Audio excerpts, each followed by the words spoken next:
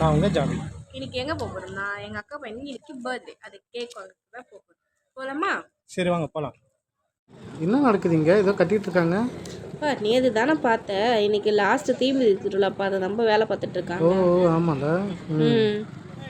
எந்த பேக்கரியில் cake order கொடுத்துருக்க? பேக்கரியா? நான் பேக்கரியிலலாம் கேக் ஆர்டர் கொடுக்கலையே. அப்புறம் நீ ஆர்டரே கொடுக்கலையா? இரு, நான் ஹோம் மேக்கர் கிட்ட ஆர்டர் பண்ணியிருக்கேன் கேக்கு. ஹோம் மேக்கரா? எங்கே அது? யார்? ரெடில்ஸில் தான்டா, எங்கள் மாமி கிட்ட தான் ஆர்டர் கொடுத்துருக்கேன். நல்லா இருக்குமா கேக்கு?